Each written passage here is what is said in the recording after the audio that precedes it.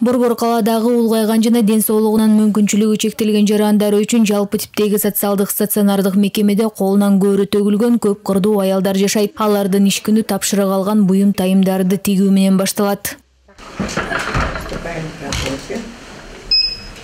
2008 жылдан бери карылар үйүндө жашаган 65 жаштагы Гүлжакан Байзакова оорудан алаксып ой санадан арылуу үчүн колөнөрчүлүк менен алектенет. Мындан тышкары ал мекемедеги таланттуу 6 ападан түзүлгөн Добуш аттуу тобунда да ырдайт. Все говорят, что старость не радость. Вот у меня седина на висках. Старею, старею, но я не жалею. Каарманыбыз биринчи топтогу майып экенине карабастан заман талабына ылайык тикмелерди үйрөнүп, жасаган эмгектерин ар кандай жарманкеге чыгарып сатыкка коет. Ал жактан топтолгон каражаттын бир бөлүгүн балдар үйүндөгү бөөктөргө жана калганын кездеме жиптерди алууга жумшайт. Жыл аралыгында үйрөнгөндөр көп болду, анткени алар деле ийне кармап жүрүшкөн адамдар экен. Биз көп нерселерди жасайбыз, ар кандай газета, журналдардан фигураларды жасайбыз, корзиналарды жасайбыз дегендей трубочка жасап алып туруп. Ал эми жанагындай кийиздерден сувенир жасайбыз. Кыргыздын калпактарын машинеге деп сувенирлер жасайбыз.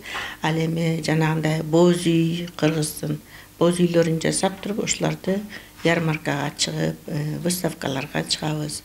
Дайыма эмгектин үстүндө жүргөн уз айымдар азыркы мезгилде унутта калган эски саймалардын түрүн кайрадан иштеп чыгып, карылар үйүндөгү каалоочуларга жана ыктыярчыларга үйрөтүү менен алек. Алардын катарында медициналык академиянын студенти Улбек Абылмечинова да бар. Ал 6 ай ичинде апалардан боз үй тиккенде, сайма сайганды үйрөнүп, алардын колунан жаралган эмгектерди сатууга жардам берет. Буюмдарды алып, туугандарыбызга, тааныштарыбызга, группалаштарыбызга сатып жардам беребиз. Анан түшкөн акчаны апаларга келип, жосо керектүү буюмдарды алып беребиз, клейлерди алып беребиз, келип жардам берип турабыз. Чебер айымдарды колдоо максатында 2011 жылы Карылар үйүндө атайын бөлмө ачылган. Анда азыркы маалда 100дөн ашуун эмгек бар жана сатып алууну каалаган жарандар мекемеге кайрылса болот. Баарын эле колунан келе бербейт да. Сайган же түйгөн. Анан ошондордун баарын жыйып алып, эмне кылчу элеңер, курак курачумун десе машинка сатып бердик. Анан кийин курак курайт, бирөө сайма саят, бирөө түймө түйөт. Анан ар кандай жанакы көргөндүрсүздөр, жанакы гезиттен түтүкчө жасап алып, андан да ар кандай бир оокаттарды жасап эметет.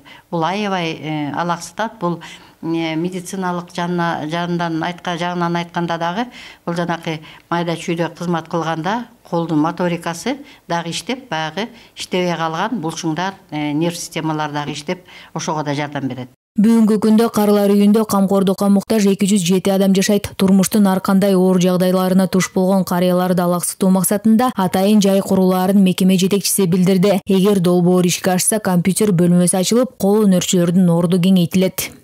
Айтолкун Анапияева, Адлет Марсбеков, 5 канал.